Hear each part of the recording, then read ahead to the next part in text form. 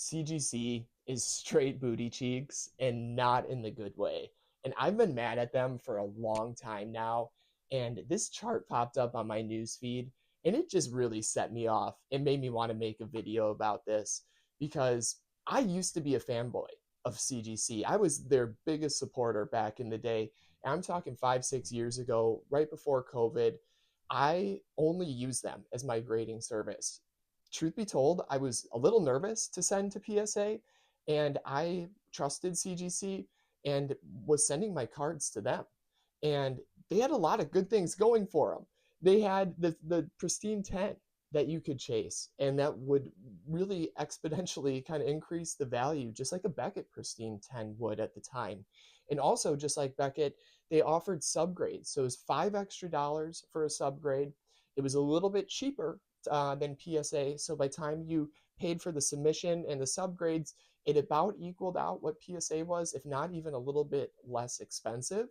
The turnaround time was faster than PSA, and they were supposedly a little bit stricter on the grading. And you always hear that PSA is so lenient on centering, and CGC was supposed to be much more strict on the centering and on the surface.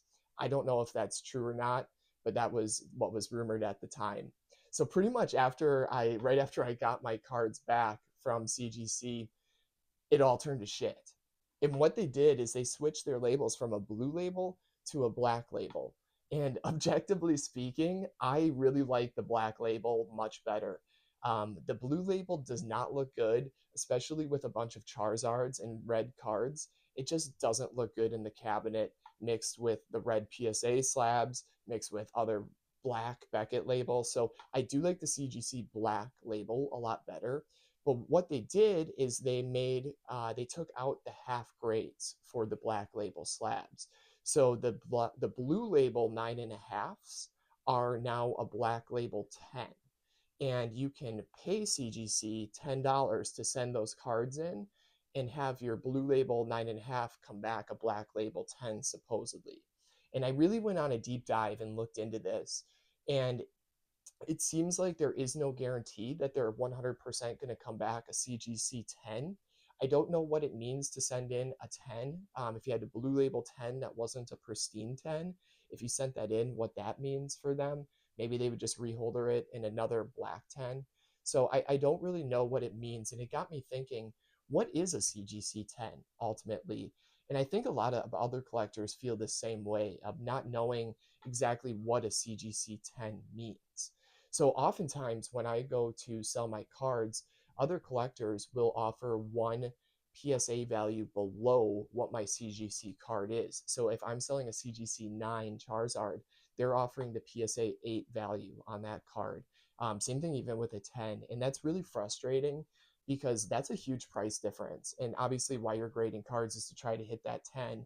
And that's why this chart irritated me so much, because in my opinion, the CGC 10 pristine label really has not a whole lot of value at all. I don't know anybody that collects just CGC 10 pristines. I'm sure there's people out there, but it's not nearly as many people who collect, I would assume, Beckett pristines and then PSA 10, which is king.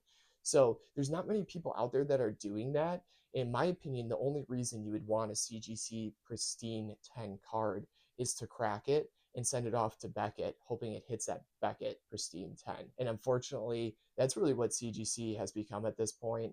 It's just a benchmark grader, one of the other bottom of the bucket grading companies, in my opinion, that isn't innovating. They were bought out by PSA, who owns Beckett. So it's just all under one umbrella still. And they're going to have to stick to comic books and coins or whatever they're going to be doing, because I do not think that TCG, Pokemon specifically, is where their future lies. So I'm really upset that I had some of my best cards graded in a CGC, that they're in the blue label, some of my best Charizards and Mewtwo's. So I'm going to go ahead and break them out of those bonds, and we're going to try to send them off to PSA and cross our fingers. And I hope that just even half of them get a PSA 10, because it would ultimately be worth it to me to have those slabs be gone and get rid of those blue labels. So let's go ahead and break those chains.